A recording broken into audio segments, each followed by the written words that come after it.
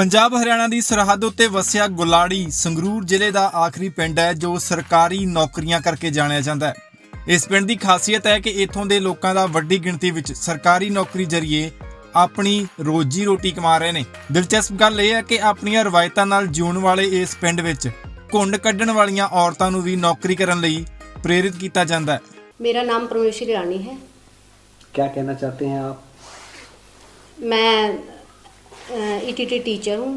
मेरी posting GPS ठसका है और मैं सबसे पहली महिला हूँ इस गांव की जो सरकारी जॉब में आई हूँ।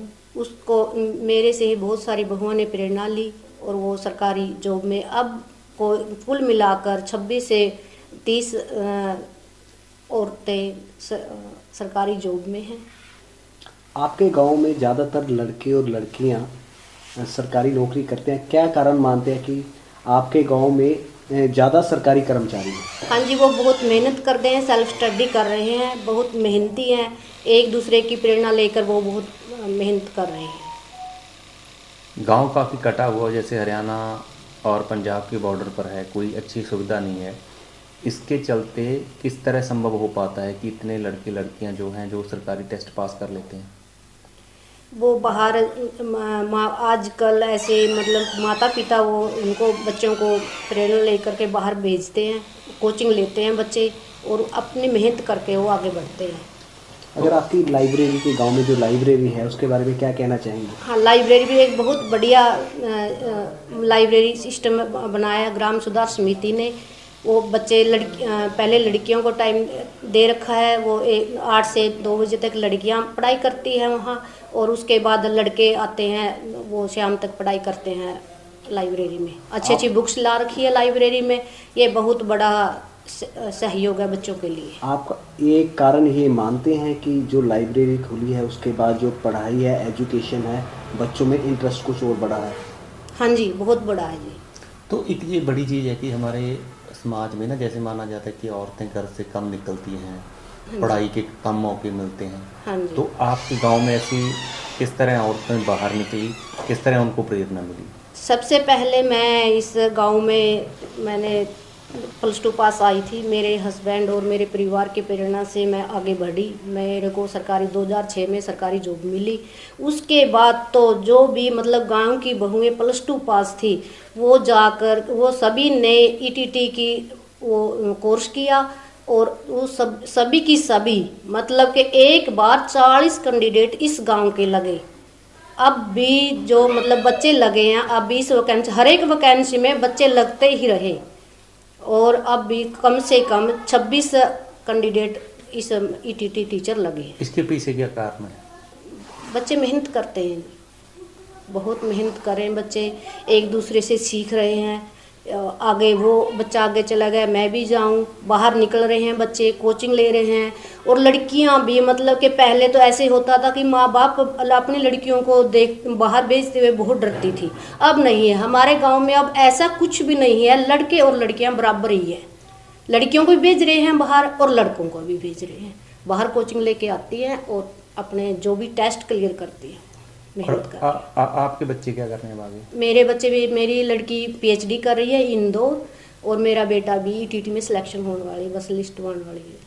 देखो ਇੱਥੇ ਤੁਹਾਨੂੰ ਜਿੱਦਾਂ ਕਿ ਮੈਂ ਪਹਿਲਾਂ ਦੱਸਿਆ ਸੀਗਾ ਵੀ ਜ਼ਿਆਦਾ ਮੁਲਾਜ਼ਮ ਉੱਥੇ ਹੀ ਨਿਕਲਦੇ ਨੇ ਸਰ ਜਿੱਥੇ ਸਹੂਲਤਾਂ ਦੀ ਘਾਟ ਹੋਵੇ। ਸਾਡੇ ਇੱਕ ਕੀ ਹੈ, ਇੱਕ ਪਾਸੇ ਹਰਿਆਣਾ ਹੈ ਔਰ ਪੰਜਾਬ ਬਾਰਡਰ ਹੈ, ਡਿਸਟ੍ਰਿਕਟ ਹੈੱਡਕੁਆਟਰ ਤੋਂ ਵੀ ਲਗਭਗ 65 ਕਿਲੋਮੀਟਰ ਦੂਰ ਪੈਂਦਾ ਇਹ। ਮੇਨ ਕਾਰਨ ਕੀ ਹੈ ਇਸ ਦੇ ਪਿੱਛੇ, ਸਾਡੇ ਜਿਹੜੇ ਸੀਨੀਅਰ ਮੁਲਾਜ਼ਮ ਨੇ ਉਹ ਸਪੋਰਟ ਕਰਦੇ ਨੇ, ਬੱਚੇ ਸੈਲਫ ਸਟੱਡੀ ਵੀ ਜ਼ਿਆਦਾ ਕਰਦੇ ਨੇ ਔਰ ਇਹ ਲਾਇਬ੍ਰੇਰੀ, ਸਕੂਲ, ਇਸ ਤੋਂ ਇਲਾਵਾ ਨੇੜੇ ਦੇ ਕੋਚਿੰਗ ਸੈਂਟਰਸ ਔਰ ਬੱਚਿਆਂ ਦੀ ਸੈਲਫ ਸਟੱਡੀ ਨੂੰ ਹੀ ਕਵਾਂਗੇ ਅਸੀਂ ਜ਼ਿਆਦਾਤਰ। ਤਾਂ ਅਸੀਂ ਸਮੇਂ-ਸਮੇਂ 'ਤੇ ਸਮੂਹ ਇੱਕ ਕਮੇਟੀ ਹੈ ਮੁਲਾਜ਼ਮਾਂ ਦੀ, ਜਿੱਦਾਂ ਕਿ ਤੁਹਾਨੂੰ ਦੱਸਿਆ ਭਾਜੀ, ਗ੍ਰਾਮ ਸੁਧਾਰ ਕਮੇਟੀ ਗਲਾੜੀ ਦੇ ਨਾਮ 'ਤੇ, ਇਹ ਵੀ ਹਰ 2-3 ਮਹੀਨਿਆਂ ਬਾਅਦ ਕੋਈ ਨਾ ਕੋਈ ਇਵੈਂਟ ਆਰਗੇਨਾਈਜ਼ ਕਰਦੀ ਹੈ, ਜਿਸ ਇਵੈਂਟ ਦਾ ਫੋਕਸ, ਸਾਡਾ ਮੇਨ ਫੋਕਸ ਕੀ ਰਹਿੰਦਾ ਹੈ ਕਿ ਬੱਚਿਆਂ ਦੀ ਐਜੂਕੇਸ਼ਨ ਐਂਡ ਇੰਪਲੋਇਮੈਂਟ, ਸਿੱਖਿਆ ਵੀ ਮਿਲੇ, ਰੋਜ਼ਗਾਰ ਵੀ ਜੁੜਨ ਅਤੇ ਬੱਚਿਆਂ ਦੇ ਪੈਚਅਪ ਬਣਿਆ ਰਹੇ ਸੀਨੀਅਰ ਜੂਨੀਅਰ ਮੁਲਾਜ਼ਮਾਂ ਦੇ ਨਾਲ।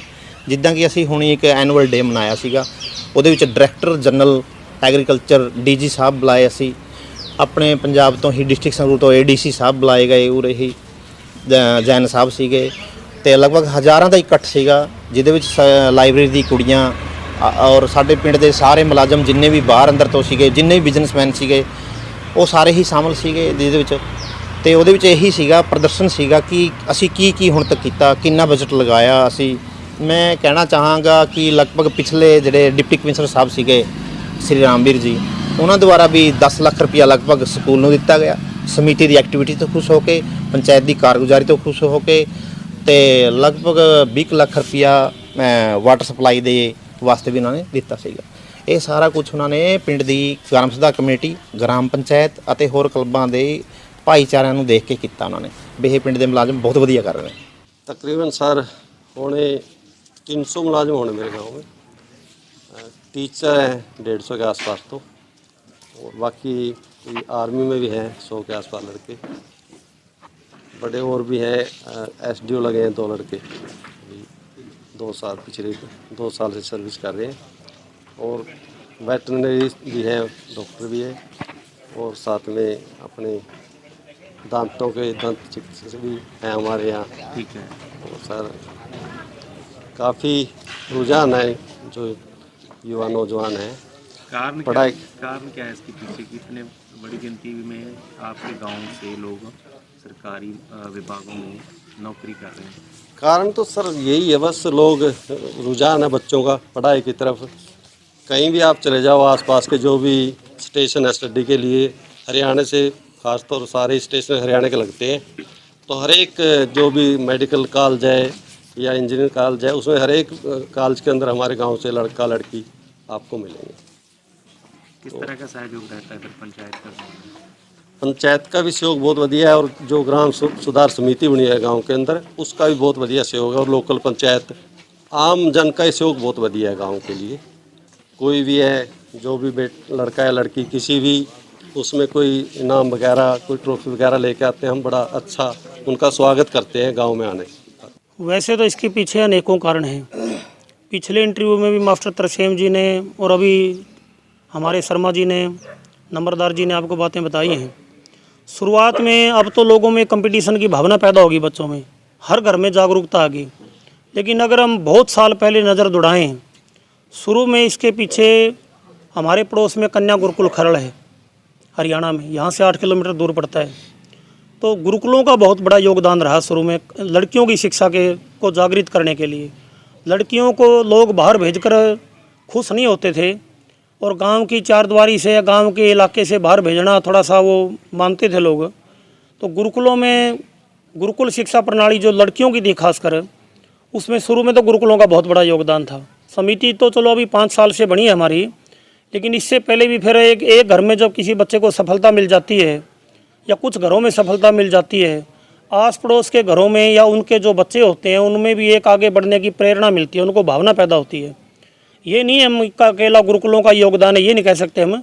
योगदान तो बच्चे का भी होता है, घर का वातावरण, घर का माहौल, और गाँव में माहौल कैसा है, गाँव के जो लोग हैं, गणमान्य लोग हैं, चाहे वो पंचायत के हों, समिति के हों, लोकल पंचायत हो, वो बच्चों के लिए कितना प्रयास करते हैं, ये सभी बातें उसमें मायने रखती हैं।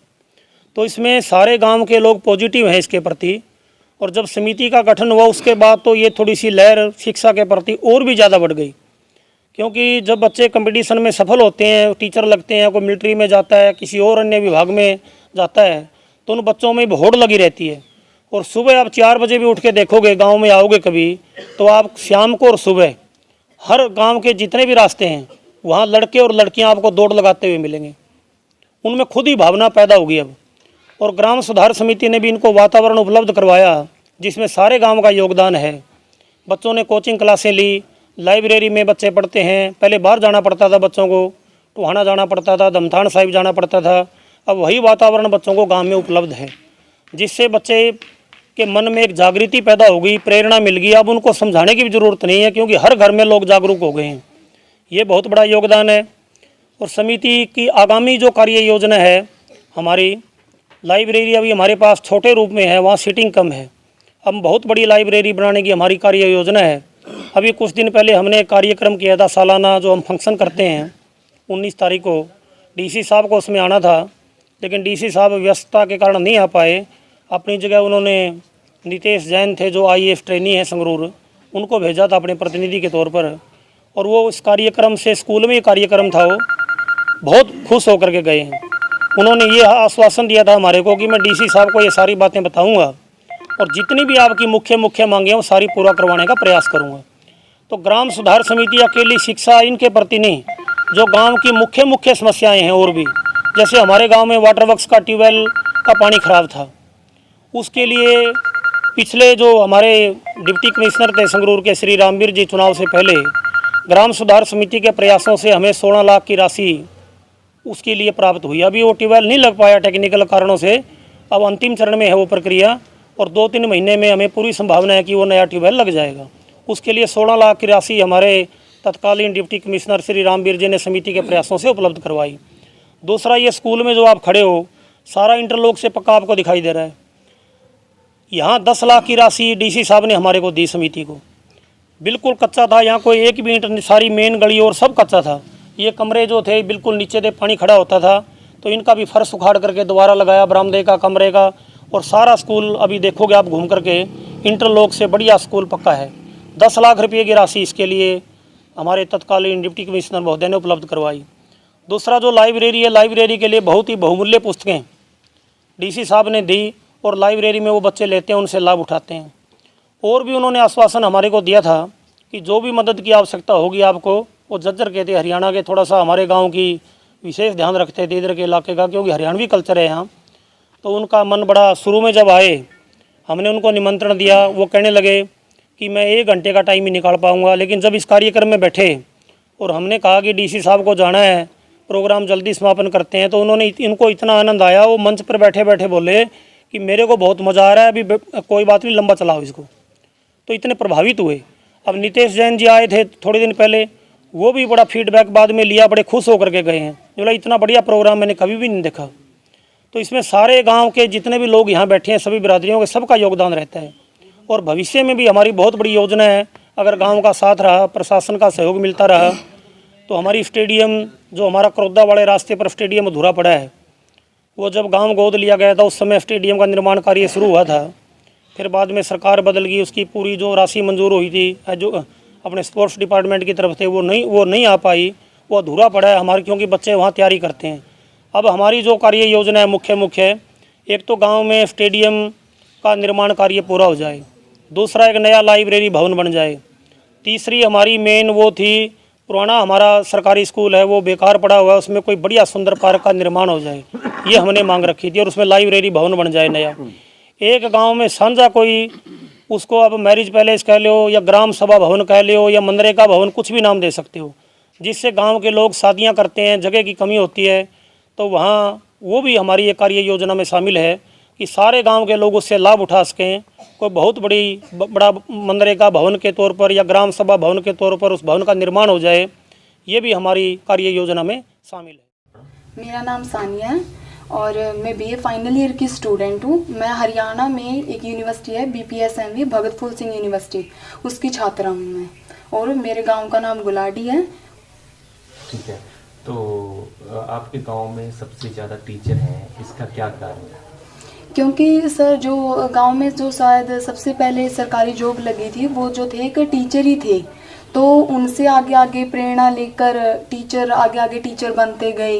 तो फिर आगे उनसे और ज़्यादा, जैसे यहाँ पे कुछ बच्चों ने शुरुआत में कुछ टीचर्स ने JBT की, तो उसके साथ साथ और बच्चों को भी इंस्पिरेशन मिली, क्योंकि जो टीचिंग का एक ऐसा मेथड होता है जिससे हम जैसे लोगों से मिलते हैं, छोटे बच्चों से मिलते हैं, तो उससे मिलके हमें और ज़्यादा होता है कि हाँ हम देश के लिए कुछ कर रहे हैं, हम एक देश का एक भविष्य बना रहे हैं। तो इससे प्रेरित होकर आगे ज़्यादा से ज़्यादा बच्चे जो है टीचिंग की तरफ जा रहे हैं। अगर हम बात करें, गल करिए तो हमारे देश में बेरोजगारी बहुत है ना? हाँ जी सर। तो इसमें आपके गांव में ऐसा क्या कारण है कि आपके गांव के सबसे ज़्यादा लोग जो अलग अलग विभागों में भर्ती होते हैं? तो फिर सर जैसे शुरुआत में 1-2 जैसे जॉब में लगने लगे, टीचिंग की जॉब में जाना शुरू हुए, ऐसे आर्मी में भी बहुत सारे जो हैं हमारे गांव के लोग हैं जो आर्मी में भी हैं, तो फिर उनसे प्रेरित होकर आगे जैसे हम देखते हैं कि हमारे आसपास हैं, कोई टीचर बना हुआ है, कोई आर्मी में है, तो उनसे ही आगे प्रेरणा लेके क्या हो रहा है, जो सभी बच्चे भी आगे प्रेरित हो रहे हैं। और इसके साथ साथ क्या है कि हमारे गांव में जो ये जो टीचर्स लगे हुए हैं या फिर जो आर्मी में हैं, वो इसके साथ साथ क्या करते हैं, गांव के लोगों को प्रेरित भी करते हैं, बच्चों को आगे आगे एनकरेज करते हैं कि वो ज़्यादा से ज़्यादा काम करें, ज़्यादा से ज़्यादा आगे जाएं।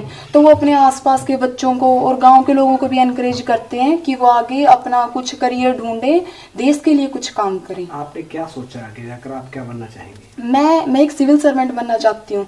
उसकी शुरुआत भी यहीं से हुई है। जैसे हमारे गांव में जैसे जो ग्राम सुधार समिति बनी हुई है, उन्होंने एक कोचिंग स्टार्ट की थी जब मैं +1 क्लास में थी। तो वहाँ पे जो सर आते थे वो भी एक सिविल सर्वेंट एस्पिरेंट थे, उनका मतलब वो इंटरव्यू स्टेज तक जा चुके थे। तो उनसे उससे पहले जैसे हमारा होता है, हम बच्चे होते हैं, कभी टीचर बनना है, कभी आर्मी में जाना है, कभी कुछ, तो उनसे मुझे एक वो प्रेरणा मिली कि हाँ कि जो फील्ड में चाहती हूँ वो मुझे उनसे प्रेरणा मिली कि हाँ मुझे उसी फील्ड में जाना है। तो उसके बाद मेरा ये पक्का हो गया कि हाँ करना तो सिविल सर्वेंट ही है, बनना सिविल सर्वेंट ही है। तो गांव में लाइब्रेरी की शुरुआत कब हुई? गांव में लाइब्रेरी की शुरुआत जब लॉकडाउन हुआ था, तो लॉकडाउन के टाइम पे जब हम भी घर पे ही रहते थे शुरुआत में, तो तब हमें भी फील होता था कि हाँ जैसे एक पहले लाइब्रेरी थी लेकिन वो छोटी थी, मतलब इतनी अच्छी सुविधा नहीं थी उसमें। तो फिर हम भी सोच रहे थे कि हाँ लाइब्रेरी बने, तभी पता चला कि हाँ लाइब्रेरी बन रही है गांव में। तो जो गांव के जो टीचर्स हैं, ये ग्राम सुधार समिति बनी हुई है, इन्होंने सबने मिलकर सोचा कि हाँ जैसे लॉकडाउन लगा हुआ तो गांव के बच्चे भी घर पे बैठते हैं और घर पे तो सिर्फ घर का काम ही बनता है, तो वो बच्चे इतना अपनी पढ़ाई को टाइम नहीं दे पाते। तो उससे क्या हुआ कि उन्होंने सोचा लाइब्रेरी बने। तो लॉकडाउन के टाइम पे लाइब्रेरी शुरू हो गई थी और लॉकडाउन के टाइम पे हम सभी बच्चे मास्क वगैरह लगा के लाइब्रेरी में आ जाते थे। क्या क्या सुविधाएं हैं इस लाइब्रेरी में? लाइब्रेरी में जैसे इसकी टाइमिंग है, ये एक तो गांव के बिल्कुल बीच में है, ये एरिया भी बिल्कुल ऐसे सेफ हो जाता है ना, जैसे गांव के बाहर नहीं है तो ज़्यादा दूरी पे नहीं है। और उसके साथ साथ लाइब्रेरी मतलब बिल्कुल अच्छी कंडीशन में है, जो टीचर्स भी हैं डे टू डे वो यहाँ पे आते जाते रहते हैं, गाइड करते रहते हैं। उसके साथ साथ क्या करते हैं, हम एक ईयरली फंक्शन, जैसे जब ग्राम सुधार समिति बनी थी उसका हम एक ईयरली फंक्शन करवाते हैं जो ग्राम सुधार समिति वाले हैं। तो उसमें क्या करते हैं, जैसे जो संगरूर है हमारा जिला है, उसका जो डीसी होता है वो हर बार जो भी डीसी होता है वो आते हैं। जैसे जो इसका लाइब्रेरी का उद्घाटन भी रामवीर सिंह जी डीसी थे, उन्होंने किया था। उसके बाद भी जैसे आगे से आगे आते रहते हैं, तो उनसे हमें और ज़्यादा प्रेरणा मिलती है। गांव में एक ऐसा फंक्शन होता है तो उससे गांव के मतलब सभी लोग मिलकर उसमें जाते हैं, हम भी पार्टिसिपेशन करते हैं, तो इससे एक गांव में एक अच्छा माहौल बन जाता है। तो किस तरह देखते हैं कि ये लाइब्रेरी है जो आपके फ्यूचर में इस तरह का जो रोल है वो निभा रही है? जैसे जब से लाइब्रेरी बनी है और बच्चे ज़्यादा प्रेरित हो रहे हैं, ज़्यादा से ज़्यादा बच्चे यहाँ पे आ रहे हैं। पहले क्या होता था, हमें भी नहीं पता था कौन बच्चा क्या कर रहा है। अब सभी बच्चे जैसे घर से निकल के सुबह 8 बजे तक लाइब्रेरी आ जाते हैं, उसके बाद यहाँ पे पूरा दिन पढ़ते हैं। तो फिर बच्चों को यहाँ पर जैसे घर हम अकेले रहते हैं, हमें इतना पता नहीं चल पाता, तो जैसे बच्चे यहाँ पे आते हैं वो ज़्यादा इनक्रेज होते हैं, अपने आसपास वालों को देखते हैं कि वो क्या कर रहे हैं। जैसे टीचर्स हैं जो ग्राम सभा समिति के मेंबर हैं, वो भी यहाँ पे आ जाते हैं, वो भी हमें साथ साथ गाइड करते रहते हैं, हमें मोटिवेट करते रहते हैं कि हमें ये करना चाहिए, वो करना चाहिए। और उसके साथ साथ हमें एक टाइम मिल जाता है अच्छे से। जैसे हमारी जो यहाँ पे अभी 2 टाइमिंग हुई है लाइब्रेरी की, एक सुबह की टाइमिंग होती है जो लड़कियों के लिए और शाम की टाइमिंग है जो वो लड़कों के लिए है। तो यहाँ पर 2:30 बजे तक की जो टाइमिंग होती है हमारी, उसमें 8 से 2:30 तक लड़कियाँ जब अपना 6-7 घंटे हो गए आराम से बैठ के अपने किसी भी एग्ज़ाम की तैयारी कर सकते हैं वो।